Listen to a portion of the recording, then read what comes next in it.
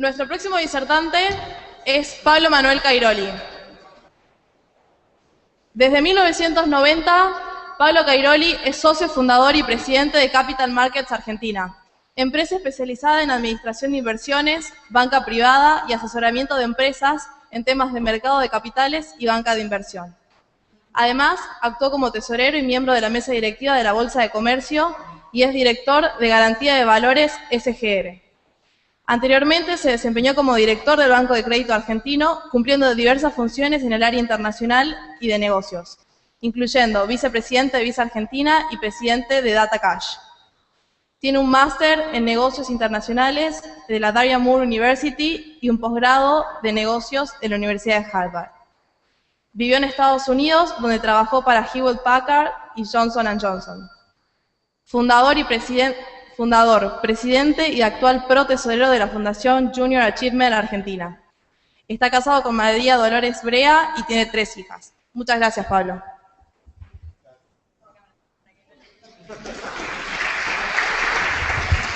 Hola chicos, ¿cómo están? Antes que nada, felicitaciones a los que tocaron, no sé cómo es el nombre de la chica que estuvo tocando.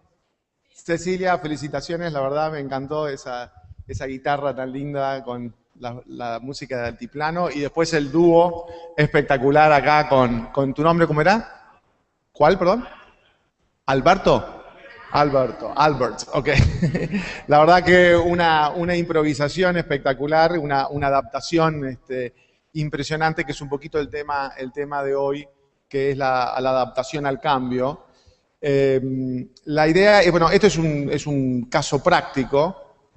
La idea es insertarnos un poquito en la compañía Capital Markets Argentina, que es una compañía que se dedica a la actividad del asesoramiento en inversiones,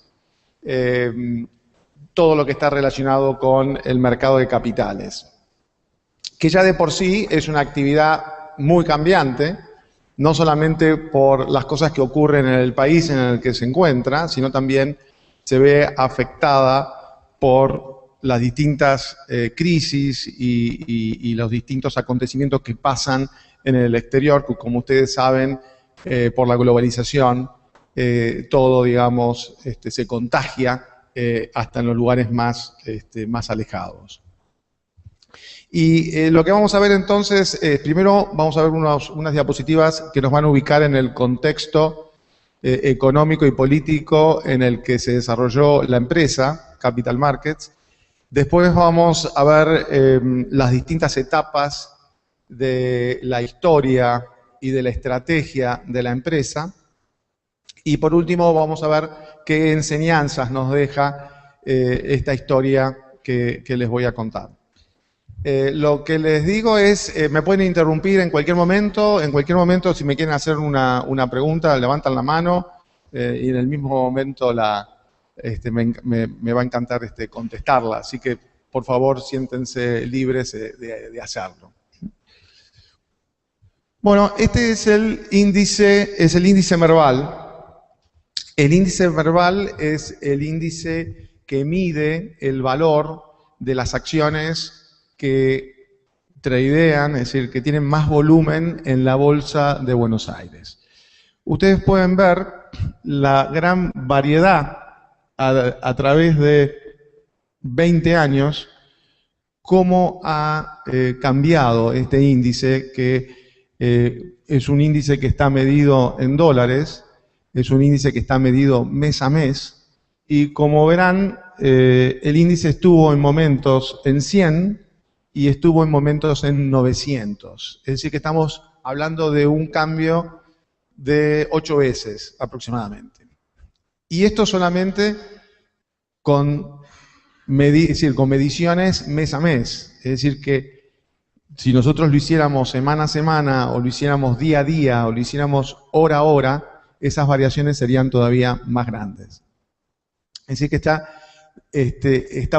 estamos viendo que la actividad en sí misma es una actividad que tiene que estar acostumbrada al cambio. Esto es el volumen negociado en la Bolsa de Comercio de Buenos Aires.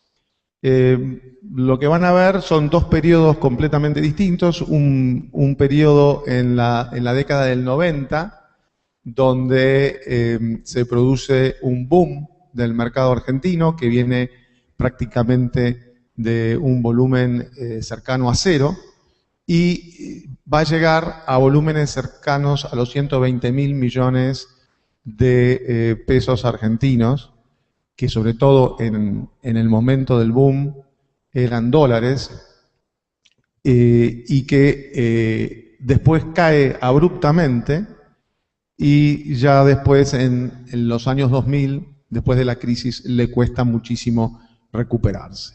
Pero lo que llama la atención son esos cambios drásticos que ocurrieron. Esto es algo parecido a lo que vimos anterior, pero es el valor de la acción del mercado. Es decir, como ustedes saben, para poder operar en el mercado de valores, hace falta tener por lo menos una acción del mercado. Esa acción hay que comprarla y esa acción cotiza en el mercado. Como ustedes ven, en el año 92 aproximadamente, llega a un máximo de más de 2 millones de dólares. Es decir, que había una empresa que estaba dispuesta a pagar en ese entonces 2 millones por una acción del mercado, que era un valor altísimo, no solamente desde el punto de vista argentino, sino altísimo desde el punto de vista mundial. Después, como vimos antes, el volumen cae y también cae el valor de la acción y ya nunca se recupera a esos valores. Por último, para que tengan también una idea del contexto, tenemos dos periodos muy marcados en lo que hace la inversión extranjera directa, o mejor dicho, el flujo de capitales neto. Es decir, lo que estamos viendo acá son entradas de capitales al país y salidas de capitales del país. Es decir, estamos viendo el neto.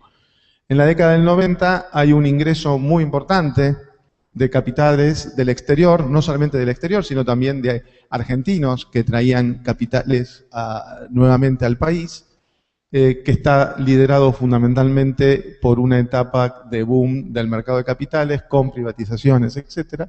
Y después vemos una segunda etapa en los años 2000, donde pasa todo lo contrario, es decir, se produce una salida de capitales del país fuertemente en la primera parte de la década del 2000 y menos marcada, pero sigue siendo una salida de capitales en la segunda parte del país. Bueno, la idea es ubicarnos un poquito en el contexto, ver las grandes variaciones que ocurrieron en el país en ese entonces y cómo se posiciona una empresa que se dedica al mercado de capitales, que constituye un grupo de empresas, sociedad de bolsa, sociedad gerente de fondos comunes de inversión, etcétera, que tiene que navegar en un mundo realmente muy cambiante.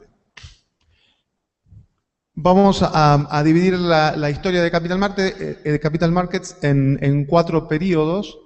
El primer periodo, que va del año 1990 al 1994, es decir, desde el boom del mercado argentino hasta lo que se llama el efecto tequila, que fue la crisis mexicana. Bueno, ahí comienza la empresa de cero.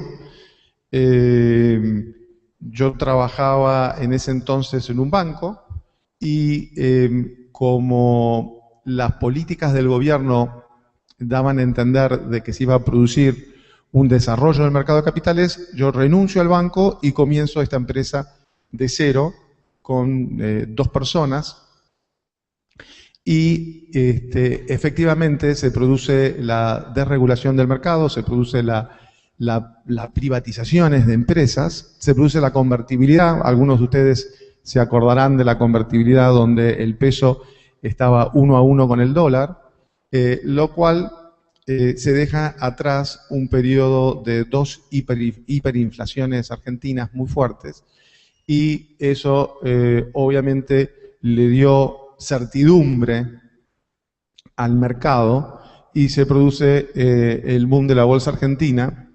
Como habíamos visto, con un fuerte aumento del volumen, se producen nuevas emisiones de acciones, nuevas emisiones de deuda, el tema de las privatizaciones y aparecen los clientes del exterior. En aquel entonces yo había hecho un curso en el exterior que me permitió tener muy buenos contactos de amigos que trabajaban en bancos afuera, y a través de esos amigos me pude contactar con bancos internacionales que estaban interesados en acercarse a la Argentina y participar de una parte de la acción de lo que estaba pasando en la Argentina. Bancos como Goldman Sachs, como Morgan Stanley, como Morgan Grenfell, que no tenían oficinas en la Argentina. Y obviamente nadie se quería quedar afuera de lo que era el boom de la bolsa argentina. Por lo tanto, nuestro principal cliente se convierten precisamente en los clientes internacionales, tanto de bancos como de fondos que querían invertir en la Argentina. ¿Qué hacemos entonces nosotros? ¿Cuál es la estrategia? La estrategia es comprar 3 acciones del mercado, es decir, que de repente nos convertimos en una empresa con un capital importante, abrir una empresa del mercado abierto electrónico, que operaba fundamentalmente en bonos, y tener un research bilingüe que obviamente estaba dirigido hacia los inversores extranjeros. En aquel entonces recién empezábamos, estábamos en un ranking de número 63 de sociedades de bolsa frente a 150 sociedades de bolsa aproximadamente. Teníamos una cantidad de empleados de 23 y clientes activos teníamos 600 clientes activos. Ahora, la verdad que esto era muy bueno. Sí, por favor. No. Estoy hablando ahí, ya me estoy posicionando a fines del 94, ¿no es cierto? Es decir, de arranque tuvimos uno, ¿no es cierto? Pero claro, en esos 4 años, que fueron 4 años de mucha actividad y muy, digamos, obviamente todo el mundo quería participar del mercado argentino, rápidamente llegamos a un número considerable de clientes. Ahora, todo esto la verdad que venía muy bien hasta que aparece el efecto tequila. Aparte es interesante porque uno no puede creer que algo que ocurre a 6.000 kilómetros de distancia o más, no, 6.000 millas de distancia, vaya a impactar en la República Argentina. Es decir, el efecto tequila fue tan fuerte que impactó igual o peor en la República Argentina. México defaultó su deuda y es decir, las expectativas eran que Argentina también iba a defaultear la deuda. Por lo tanto, todos los inversores querían adelantarse a ese default y todo el mundo salió a vender los papeles argentinos. Eso provocó un quiebre importante de un montón de bancos que estaban fuertemente posicionados en el mercado argentino, bancos como Xtrader, como Medefin, como Unibanco, es decir, bancos que se habían especializado en el mercado argentino, que obviamente eran competencia nuestra. En realidad nosotros éramos un pichón que recién habíamos empezado, y obviamente que lo que había que hacer era resistir, ¿no es cierto? Había que sobrevivir. Fueron 3 meses realmente muy intensos. Me acuerdo que nosotros teníamos la mesa de dinero en una habitación, que lo que decíamos es, nos metíamos ahí a la mañana temprano, cerrábamos la puerta, la trancábamos y decíamos, bueno, nos tenemos que parapetar acá, no nos tienen que mover de acá, nos poníamos el casco y era como que estuviéramos en la trinchera, porque realmente había que sobrevivir. Hasta que vino el paquete de rescate de los Estados Unidos, que fue, si no me equivoco, fue liderado por Clinton, Y de esa manera, ese paquete que estuvo dirigido a México, obviamente hizo que también cambiara la percepción del mercado y Argentina se recuperó rápidamente. En 6 meses, los papeles argentinos que habían bajado un porcentaje altísimo, es decir, estamos hablando de papeles que fueron de 80 a 35, en 6 meses se recuperaron nuevamente y llegaron a 80 de vuelta. Pasamos entonces al segundo periodo, que es el periodo post-efecto tequila. Que por un lado lo más importante era que estábamos vivos, pero por otro lado se habían desaparecido todos los clientes internacionales y teníamos que reinventarnos. Y ahí la reinvención vino por el lado de, obviamente, dedicarnos más a los clientes locales. Compramos una sociedad gerente de fondos comunes de inversión, abrimos 11 fondos de inversión y empezamos a hacer mucho más marketing local para que nos conozcan más dentro del país y no tanto fuera del país.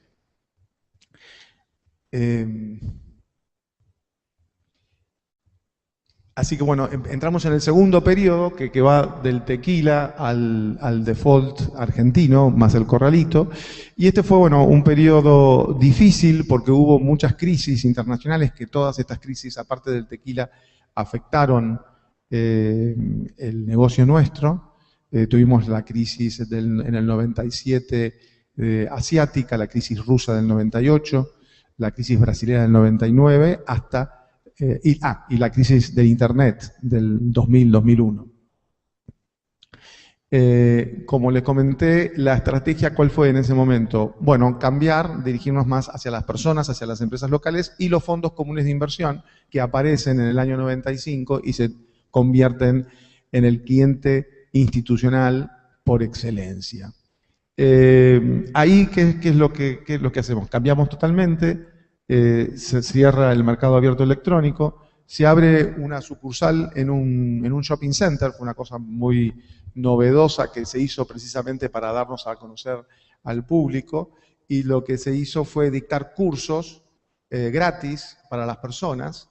Los cursos se dictaban en el auditorio que tenía la librería Jenny, en distintos shopping centers, en el Unicenter, en Solar de la Abadía, en distintos shoppings de la Argentina, y se dictaban cursos como, por ejemplo, qué es un bono, qué es una acción, qué es un fondo común de inversión, qué es un análisis fundamental, qué es un análisis técnico.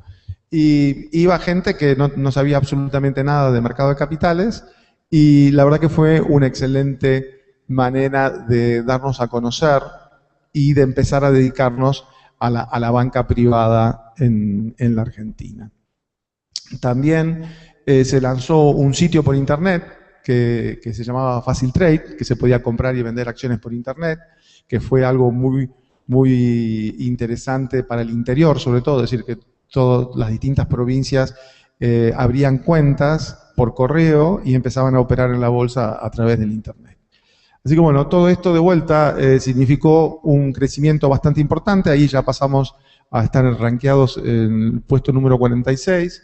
La cantidad de empleados aumentó de 23 a 61 personas.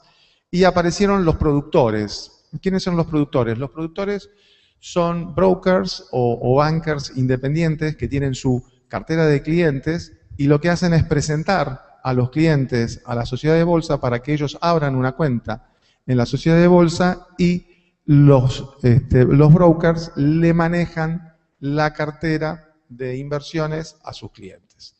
Entonces, estos brokers lo que hacen es ganar una comisión y esa comisión obviamente se gana exclusivamente cuando hay operaciones. Es decir, en la medida que no haya operaciones, no ganan esa comisión y si hay operaciones, sí la ganan. Y la cantidad de clientes también aumentó a 1.150 clientes activos. Ahora, de vuelta, estábamos bastante contentos con lo que estábamos haciendo. Teníamos 11 fondos, algunos fondos muy innovadores, como por ejemplo un fondo que invertía en acciones norteamericanas, un fondo que invertía en acciones europeas, un fondo que invertía en acciones de tecnología, hasta que nuevamente vienen las crisis, viene la crisis del Internet y después viene la crisis argentina con el corralito, con el default y con la devaluación. Y acá pasamos al tercer periodo de la historia, que es precisamente el que se da en el 2002, que se pasa de el default a una economía mucho más regulada en la República Argentina. El default, la verdad que también significó que muchos bancos quebrasen, muchos bancos extranjeros abandonaron el país y cambió, los negocios cambiaron violentamente. Nosotros tuvimos la suerte de cerrar 6 fondos que invertían precisamente en bonos argentinos. Nos quedamos con cinco fondos y pudimos darle a nuestros clientes la posibilidad de aquellos que querían retirarse, poder retirarse en dólares fuera del país, porque los fondos invertían fuera del país, o retirarse en Argentina a dólares al tipo de cambio de ese momento. Sí. Sí. Lo cerrás. Le devolvés la plata a todos tus clientes. Algún cliente que te puede llegar a decir, mira, no, yo no me quiero ir, yo quiero seguir estando invertido. Entonces, lo que haces es le replicás el portafolio del fondo para que el cliente siga estando invertido. Y a los demás clientes le entregás la plata y los clientes hacen con la plata lo que ellos quieren.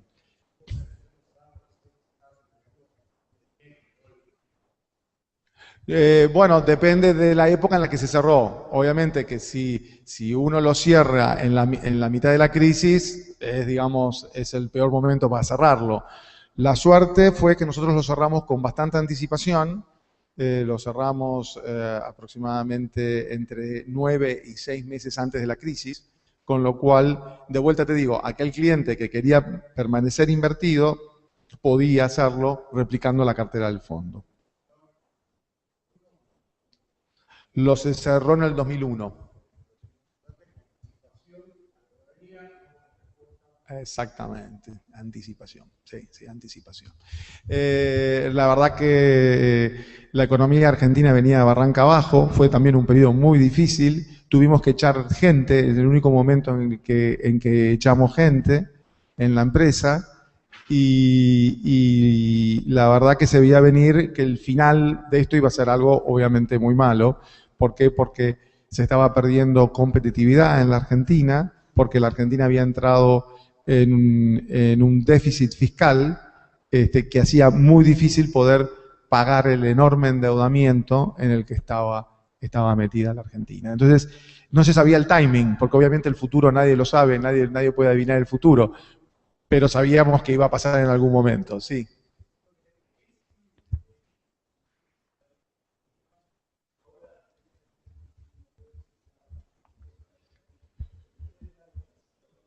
No, es decir, tiene algunas aristas similares, a lo mejor desde el punto de vista político, pero no necesariamente desde el punto de vista económico. ¿Por qué? Porque en aquel entonces el déficit de la Argentina era un déficit bastante fuerte. En cambio, nosotros estamos entrando en un déficit recién en estos años. Es decir, que recién ahora la Argentina entra en una situación de déficit. Por otro lado, la moneda no está atada al dólar, es decir, que el gobierno tiene la posibilidad, tiene la flexibilidad de poder trabajar con la moneda flotando. Es decir, no es una situación exactamente igual. Tiene algunas aristas. Es una situación complicada que uno piensa que puede complicarse mucho más para adelante, pero lo que no está claro es el timing. ¿Cuál va a ser el timing? Bueno, tampoco estaba claro en aquel entonces, si bien la situación era más complicada. En otras palabras, para poder estar en ese año 2001, la situación en la Argentina tendría que complicarse mucho más. Sí.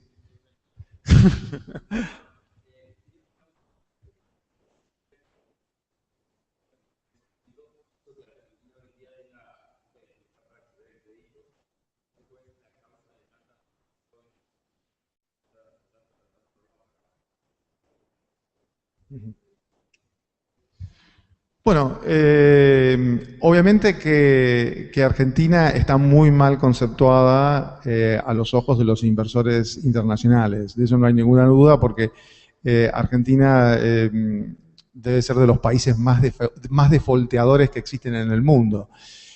Por lo tanto, eso ya obviamente te abre una luz amarilla colorada, ¿no es cierto?, para cualquier inversor. De todas maneras, si la Argentina hubiera hecho, digamos, los deberes para darle señales a los inversores internacionales de que el endeudamiento que la Argentina estaba teniendo era un endeudamiento muchísimo más bajo en términos de porcentaje del Producto Bruto. Es decir, en realidad, para que tengas una idea, en aquel entonces el endeudamiento argentino era equivalente aproximadamente al 150% del Producto Bruto de la Argentina. Hoy, el endeudamiento de la Argentina está en el orden del 24%. Y así todo, los inversores internacionales no quieren comprar los productos argentinos. Es decir, que se ha mejorado muchísimo desde el punto de vista económico, pero las señales para los inversores siguen siendo no del todo buenas.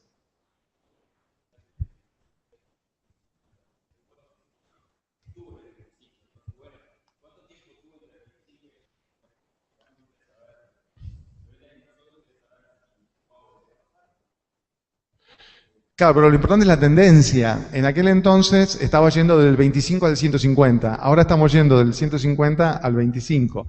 Claro, en cualquier momento podemos pegar la vuelta. Es decir, el inversor siempre va a estar mirando la tendencia.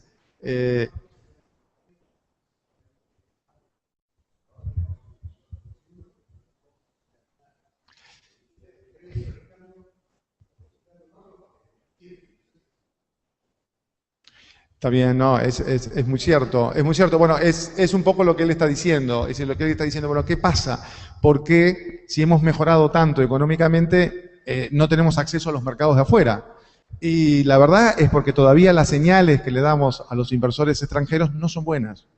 Y las señales van mucho más allá de lo económico. Hay señales políticas que no son buenas. Sí.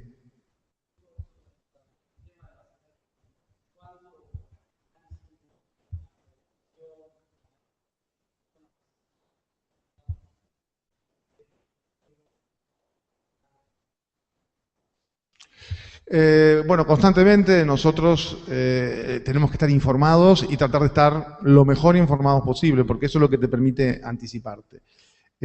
Para eso nosotros, obviamente, tenemos nuestro propio departamento de research que estudia el comportamiento de la economía y de la política minuto a minuto.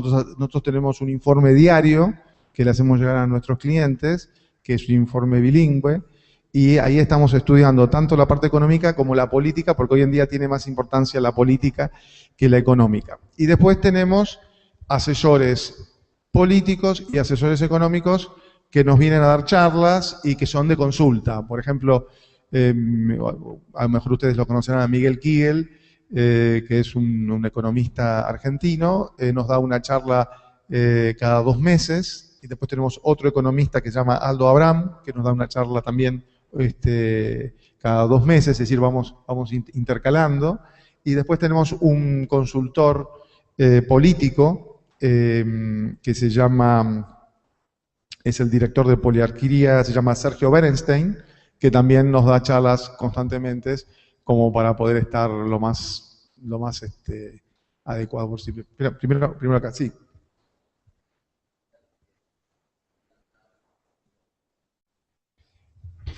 Para que aumente la inversión. Bueno, primero de todo tenés que convertirte en un país previsible, ¿cierto? Y no en un país imprevisible. Para empezar, necesitas tener un interlocutor. como todos los países tienen. ¿Quién sería el interlocutor obvio o natural de un país en los temas económicos? El ministro de Economía. Y Argentina no tiene ministro de Economía. Es decir, tiene un conjunto de personas que hablan de economía. Entonces, es decir, necesitamos tener cierta digamos, lógica, que es la misma lógica a lo que los inversores internacionales están acostumbrados. Ese ministro de Economía tiene que ser un interlocutor, tiene que ser el interlocutor que habla con los grandes inversores mundiales.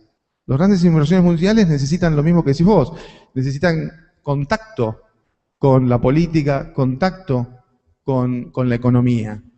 Y si ese contacto no existe, lo mismo que una empresa que cotiza en bolsa, constantemente tiene que relacionarse con sus inversores.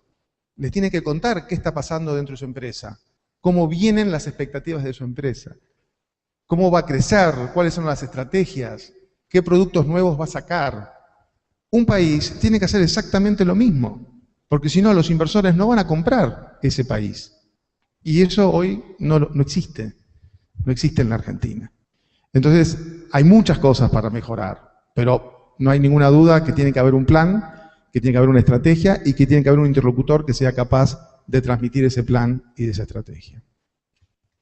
Pero les sigo contando un poquito. No, vos tenías una pregunta, discúlpame. Sí.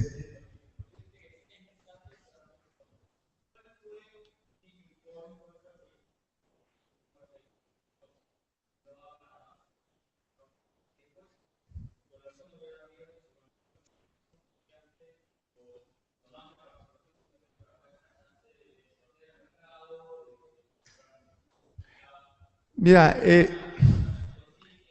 es interesante. Mira, lo más importante de todo, el tipping point, son tus propios clientes. Tus propios clientes son los que te dicen qué es lo que tenés que hacer. Es decir, al final en el cliente está el conocimiento. Entonces lo que tenés que hacer es escuchar a tu cliente. Entonces, el mismo cliente, cuando vos vas con un producto y te dice, no me interesa, tengo miedo, no quiero, esto va mal, qué sé cuánto. Entonces uno dice, ¿qué sentido tiene seguir empujando estos productos? Son productos suponete que no se produce la crisis, pero al final son productos que no te convienen, porque no te dan rentabilidad. Entonces, es decir, tenés un fondo que en vez de tener 100 millones, tenés 10 millones o menos, y la tendencia para abajo. Entonces, antes de que desaparezca el fondo por sí mismo, es uno el que tiene que tomar la iniciativa de cortarlo.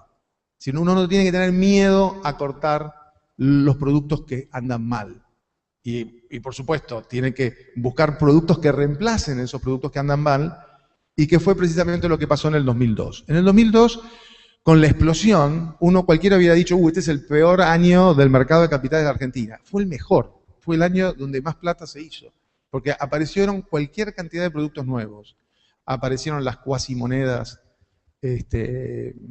provinciales, es decir, cada provincia tenía su moneda, por lo tanto había cualquier cantidad de negocios cambiando moneda provincial por moneda nacional, pagando impuestos, con bonos, comprando efectivo. El efectivo en aquel entonces valía plata. Vos comprabas el efectivo y lo vendías. Después, bueno, había todo tipo de negocio que obviamente era muy interesante. Bueno, la gente que estaba desesperada por sacar su plata fuera del país. Realmente había muchos negocios, sí.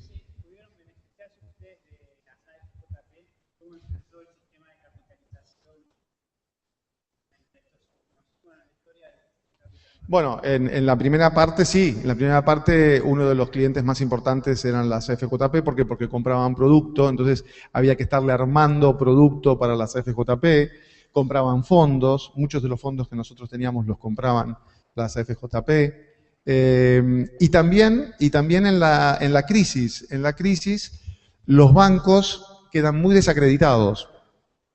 Se rompe esa relación que hay entre el cliente y el banco, entre la empresa y el banco. ¿Por qué? Porque el banco le tocaba el timbre a las empresas para pedirle que le devuelva el dinero. Y las empresas no querían devolverle el dinero. Y aparte las empresas le querían devolver en pesos y los bancos querían que le devuelvan en dólares. Es decir, se produce ahí un quiebre realmente muy grande y los bancos, digamos, pasan por un muy mal momento. Eso para nosotros fue bueno, porque nosotros obviamente logramos captar un montón de clientes, un montón de cuentas nuevas de empresas y de clientes más importantes que antes nosotros no podíamos ni acceder. Era algo impensado. Entonces, en aquel entonces había que financiarse, los bancos no prestaban plata, y entonces el mercado de valores aparece como algo, como una opción. Y ahí los que se convierten en la vedette son los fideicomisos financieros, las sociedades de garantías recíprocas para las pymes y los cheques de pago diferido. Los fideicomisos, ¿qué eran? Eran sacar de una empresa un activo, como por ejemplo, si decimos Garbarino, sacás de Garbarino los créditos que le daban a sus clientes, los metés en un fideicomiso donde hay un fiduciario que se encarga de administrar esos créditos y se salen a vender al mercado. Y los compran los inversores. Y se empaqueta de tal manera que eso que compran es la parte menos riesgosa y por lo tanto lo compran con un rendimiento, una tasa de interés mucho más baja y se convierte en un excelente negocio para Garbarino, para los bancos fiduciarios, para los colocadores y para todos. Y entonces, ¿y qué? Y los bancos no estaban. Entonces, la manera de financiarse era a través del mercado de capitales. Lo mismo para las pymes. Las pymes, con mayor razón, no saben cómo financiarse. Entonces, aparecen las sociedades de garantías recíprocas, que son sociedades que lo que hacen es desgravar impositivamente y con ese dinero dan avales, dan garantías a las pymes para que vayan con esas garantías al mercado de capitales para poder financiarse. Entonces, de repente, en una situación totalmente negativa, que uno dice, bueno, este es el fin del mundo, ¿dónde vamos a ir a parar? Porque la pregunta era esa, vamos a tener que seguir echando gente, ¿qué va a pasar? Se presentó de repente una oportunidad que sabíamos que iba a durar poco, que sabíamos que cuando los bancos se recuperen iban a captar ese mercado, iban a captar ese negocio que nos estaban dejando en ese momento, y que fue exactamente lo que pasó. Es decir, en el año ya, bueno, les cuento un poquitito, bueno, todos los cambios, bueno, se cierran los fondos, se cierra la sucursal Unicenter, voló por el aire la sucursal de Unicenter, se cerró el sitio online Facil Trade, se comienza fuertemente con la banca privada, se empiezan a abrir sucursales y agencias en el interior del país, en Córdoba, en Tucumán, en Mendoza, en Rosario, y se aumenta mucho el número de productores. Es decir, nos venía bien que haya empresarios independientes, brokers independientes que trajeran sus clientes a nuestra sociedad para abrirle cuentas y para poder operar con nosotros. Viene el 2006, al 2010, al 2011, y bueno, hay un poquito el tema que se recuperan los bancos, empieza también el viento de cola, pero también comienza la inflación, se produce el cierre de las AFJP, de los fondos de pensión, el Estado asume un rol más importante todavía, los fondos de pensión son reemplazados por la ANSES, y se produce una caída fuerte del volumen de la bolsa, se produce la caída de Lehman Brothers, lo que significó la crisis en los Estados Unidos. Eso de vuelta es una crisis que nos termina favoreciendo, porque hay muchos bancos extranjeros que caen y que deciden cerrar sus operaciones en la Argentina y en otras partes del mundo, y entonces nosotros captamos esos banqueros que quedan sin empresa, ¿no? Entonces aquí, como verán, la cantidad de empleados que ya llega a 99, también se complementa con productores que pasan a ser 64 y pasa a ser el cliente interno de la sociedad, que es el cliente verdadero al que van dirigidos todos los servicios de la empresa. Pasamos al ranking 7, es decir, mejoramos en el ranking, todo esto nos permitió mejorar, aumentamos los clientes a 4.600 y ahora estamos de vuelta con un interrogante, digamos, ¿a dónde vamos a llegar? Todos nos preguntamos, estamos soportando una inflación del 25% y que difícilmente pueda digamos, bajar, por lo menos en el corto plazo. Se produjo, digamos, tenemos una fuerte crisis desde el punto de vista político, crisis en la CGT, el tema de la reelección y todo lo que eso significa. Por lo tanto, bueno, de vuelta se produce la necesidad de cerrar fondos porque aparece una regulación nueva que dice que solamente se puede tener fondos en moneda argentina, es decir, que todos los fondos que invertían en el exterior los tenemos que cerrar. Así que de vuelta cerramos, bueno, primero habíamos cerrado ya 3 fondos y abrimos 2, ahora cerramos 2 fondos y nos quedan solamente 2 fondos, uno que invierte en bonos argentinos y otro que invierte en todos productos de corto plazo. De todas maneras estamos contentos porque esos 2 fondos realmente son muy eficientes porque tienen un importante patrimonio y nos permite tener mucha eficiencia. Perdóname. Ya te digo, uno es de bonos argentinos, es decir, todo lo que es renta fija argentina, y el otro es son productos de cortísimo plazo, ¿no es cierto? Es decir, cheques de pago diferido, otros fondos comunes de inversión, caución bursátil, etc. Bueno, estamos terceros en el ranking, es decir, seguimos mejorando, ya tenemos 5.050 clientes activos. Todo esto fundamentalmente a raíz de la banca privada y del hecho de que hemos incorporado muchos más productores que nos han traído mucha más cartera al negocio. Sí.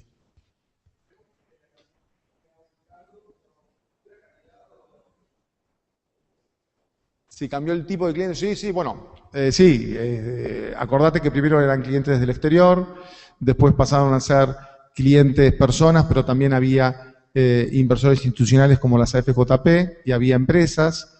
Ahora desaparecieron los clientes internacionales, desaparecieron las AFJP, aumentaron los clientes personas, por eso que tenemos más cuentas. A lo mejor son cuentas más chicas, pero son más cuentas, ¿no es cierto? Sí, cambió totalmente la característica del tipo de cliente. Yo pasaría ahora a las enseñanzas, teniendo en cuenta que nos falta poco tiempo y no quiero seguir acaparando la atención de ustedes, pero lo que pasó en estos 20 años nos dejan algunas enseñanzas que quería compartir con ustedes en distintos rubros, como por ejemplo lo que está relacionado con el management, lo que dijimos antes, que tenemos que estar atentos a las señales tempranas, tenemos que tratar de identificar qué es lo que está pasando en la realidad, por ejemplo, comparando las expectativas con las realidades, ¿no es cierto?, cómo se van dando. Nosotros podemos tener expectativas negativas, pero los índices de la realidad empiezan a estar muy buenos, o al revés, podemos tener expectativas positivas y los índices se empiezan a dar mal. Eso son todas señales tempranas que tenemos que tener en cuenta. Después tenemos que actuar enseguida. Esto es una cosa muy importante, si se produce una devaluación y no nos tenemos que poner a decir, bueno, ¿y ahora qué hago? O se produce un default y decir, bueno, ¿y ahora qué vamos a hacer? No, tenemos que estar preparados para cuando pasan esas cosas y cuando pasa hay que actuar enseguida. Si se produce una devaluación, es preferible salir a comprar dólares a 1.40 que salir a comprar dólares a 4. Y de 1.40 a 4 les puedo asegurar que puede pasar muy rápido. Así que esa es otra cosa que hay que tener en cuenta. Aprovechar las oportunidades transitorias que se dan, un poco lo que le conté de las cuasimonedas, el hecho de los fideicomisos, que si bien sabemos que son cosas que se van a dar por un tiempo limitado, en la medida que estén ahí y que uno las pueda aprovechar, las tiene que aprovechar. Reducir riesgos. Bueno, reducir riesgos en una actividad como la nuestra y en un país como la Argentina es fundamental. Tenemos que tratar siempre de reducir riesgos y contingencias. Sí.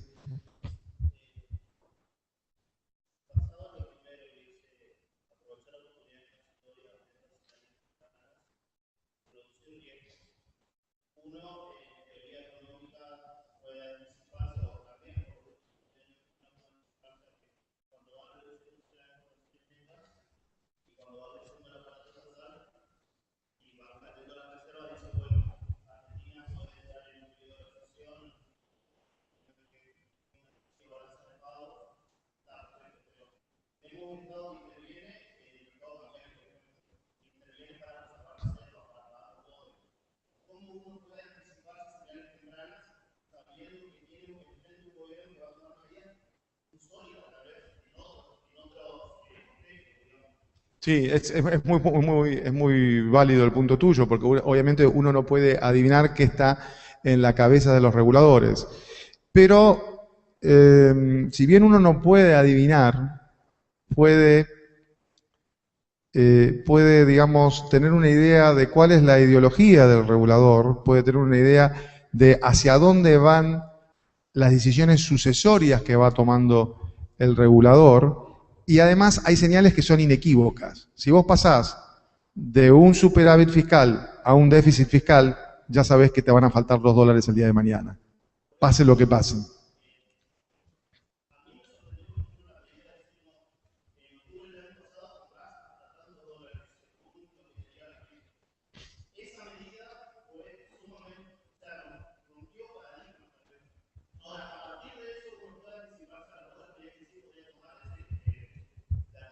Sí. Claro. Claro. Era una cuestión de tiempo.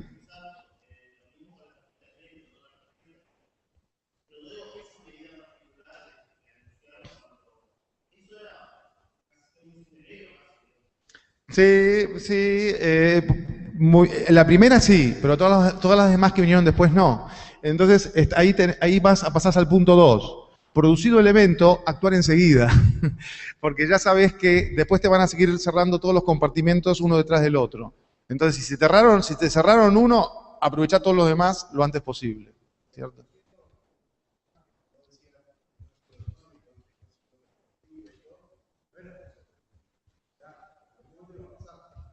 ¿Está bien? ¿Está bien? Claro, claro. Por eso que hay que estudiar.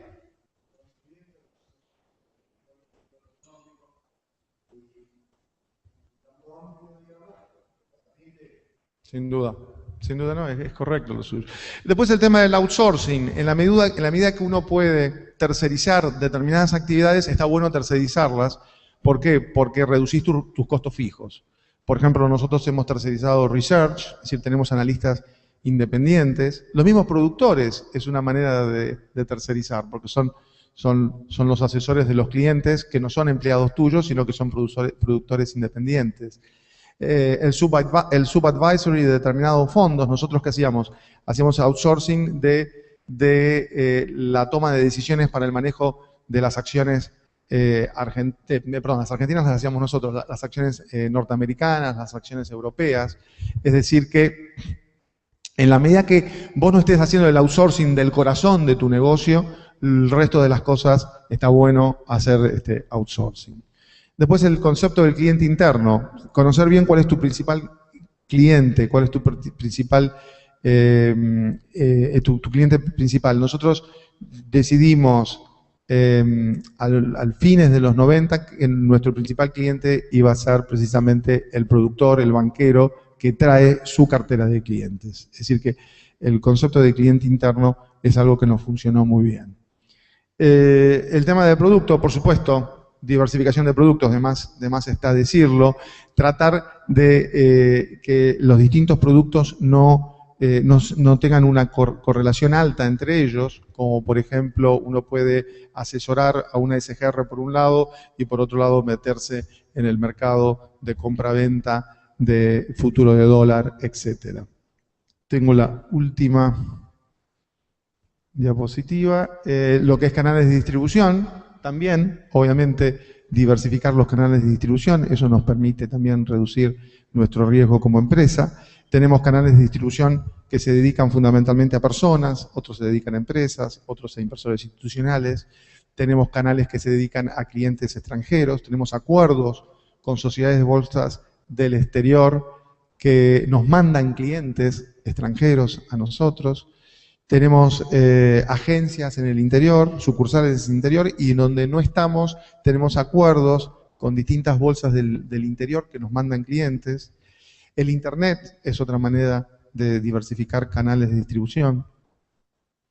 Con respecto a recursos humanos, es uno de los puntos más importantes.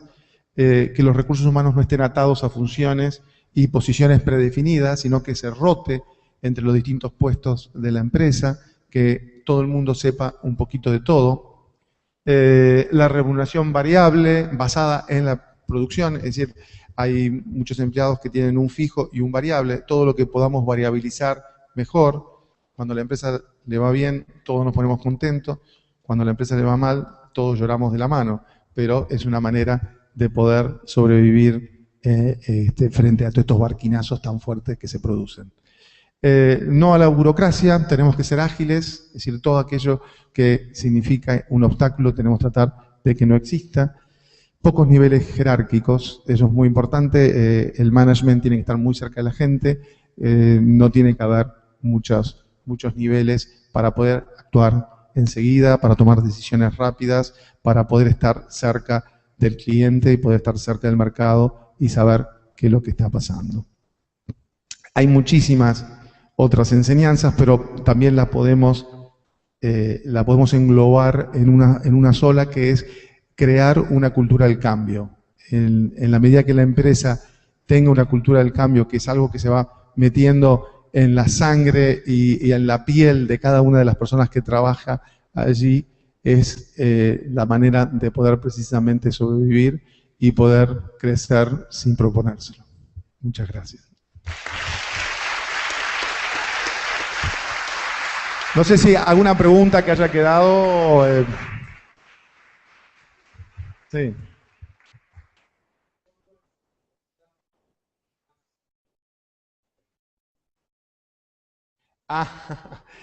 Mirá, lo que tenés que hacer es adaptarte al perfil del cliente. Eso es lo más importante. Es decir, tenés que hacer un hábil interrogatorio al cliente para saber el tipo de cliente que es. Porque muchas veces ocurre que un cliente se acerca y te dice, no, yo quiero ganar lo máximo posible, y te das cuenta que ese cliente no tiene estómago para la variación y para la variabilidad y la volatilidad del producto que puede estar comprando. Entonces, ahí vos tenés que decir, no, yo este producto no te lo voy a ofrecer. Pero por supuesto, hay portafolios conservadores, moderados y agresivos. Lo importante es, digamos, esos portafolios, dependiendo del momento, pueden ir de un 4% en dólares a un 7-8% en dólares, a un 12-13% en dólares. Pero acá el kit no es cuál es la rentabilidad, sino el perfil del cliente.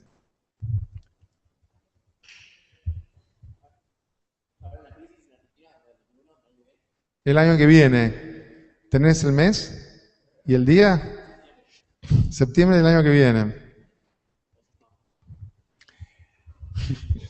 Yo creo que esto es un proceso de acumulación, ¿no es cierto? Es decir, y tenemos que, para que haya una crisis hay que acumular más. Es decir, todavía zafamos, hasta septiembre zafamos. Tenemos que seguir acumulando. Esperemos que la tendencia cambie en algún momento. Bueno, del mate. ¿Cómo?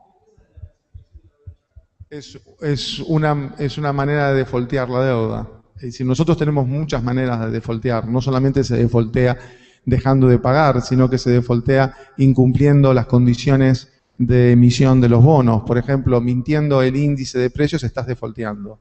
Una de las razones por las cuales los inversores no quieren invertir en la Argentina, los inversores extranjeros no quieren invertir en la Argentina, es a raíz de la mentira del índice de precios. Porque cada vez que vos publicás una inflación del 8%, estás defaulteando los bonos que están atados a la inflación. Entonces es muy difícil que venga un inversor extranjero y quiera comprar un bono argentino.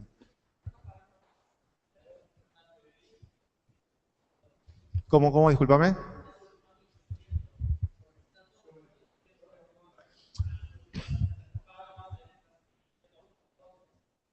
Es muy correcto.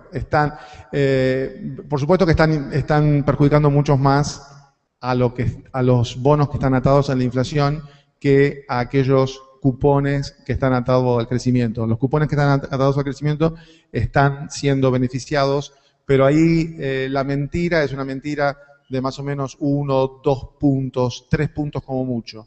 En cambio, la mentira de la inflación, estamos hablando de una mentira de 15 puntos. Digamos que son dos mentiras distintas. Pero eso también forma parte de la incertidumbre, hasta, digamos, pagar de más no tiene sentido. Es decir, cualquier cosa que no sea lógica, un inversor lo ve como que hay que alejarse de ahí. ¿Por qué? Porque no tiene sentido. No tiene sentido pagar de menos y no tiene sentido pagar de más. Entonces los inversores huyen.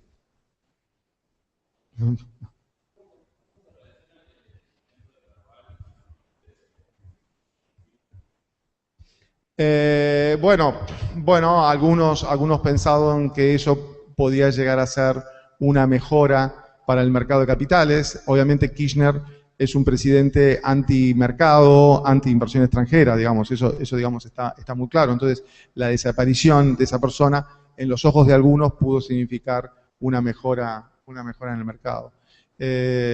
Por ejemplo, no sé si hay algún venezolano acá, pero hay un grupo de gente que puede pensar que la muerte de Chávez puede significar en el futuro una mejora del mercado de capitales venezolano.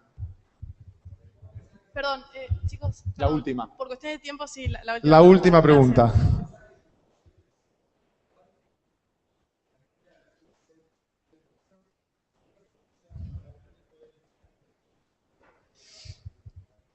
Solamente podés salir del cepo cambiario con una política lógica, con una política de largo plazo, por una política que tiene en cuenta no solamente la parte monetaria, sino también la parte fiscal, con una lucha contra la inflación, es decir, reconocer la inflación y tener un plan para bajar la inflación, aunque cueste, si no, no podés salir del cepo cambiario.